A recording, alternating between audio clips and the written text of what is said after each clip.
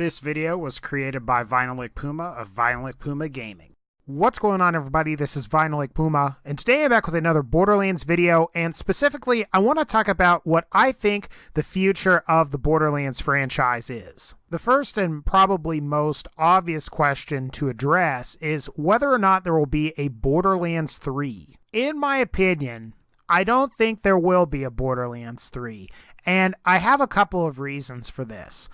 One of the first has to do with Matthew Armstrong leaving Gearbox. For those of you that don't know, he was the creator of the Borderlands franchise, and generally for a franchise of games to be successful, you generally need the creator involved in the project in some way. I also think the sales numbers for Borderlands the pre-sequel have hurt the possibility of there being a Borderlands 3. And another issue that goes along with that are the Metacritic scores for both games. Borderlands 2, I think on average received a review score of like 89, where the pre-sequel received an average review score of like 75. Another thing that we have to consider is the sales for Borderlands the Handsome Collection on PS4 and Xbox One. According to Vgchartz, and I'll link all of this in the description, Borderlands the Handsome Collection on PS4 has sold 36,000 units on week 1.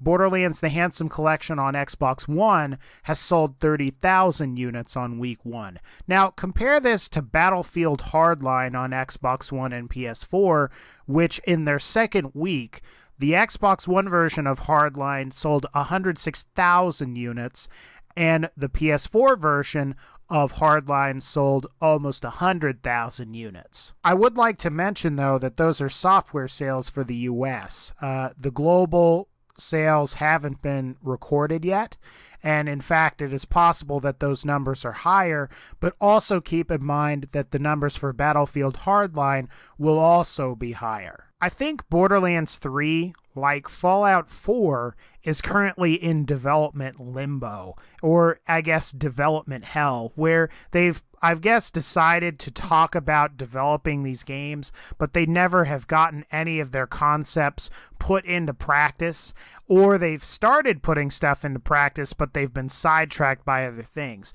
And of course, like I mentioned earlier with Battleborn, I think Gearbox has been sidetracked by that, as well as the new Homeworld Remastered collection they put out on PC. I also think that if Borderlands 3 was to come out, I think the earliest we would see it would be 2017.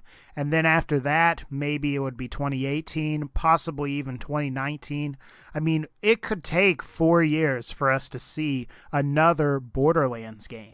Now, I don't think everything that I'm saying here is all doom and gloom. I think Matthew Armstrong leaving Gearbox could be a good thing because he may pursue his own indie titles.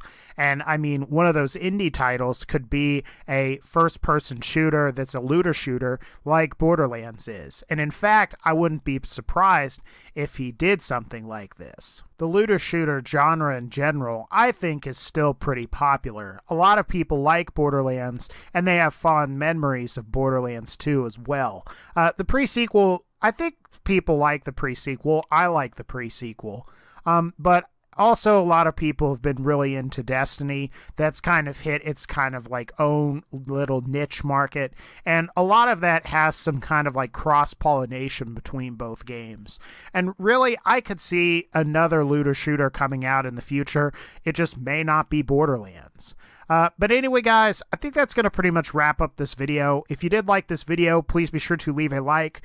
It was a little bit of doom and gloom, but I think everything ultimately in the long run is probably going to be okay. So anyway, guys, be sure to leave a like and subscribe as more Borderlands videos are coming out.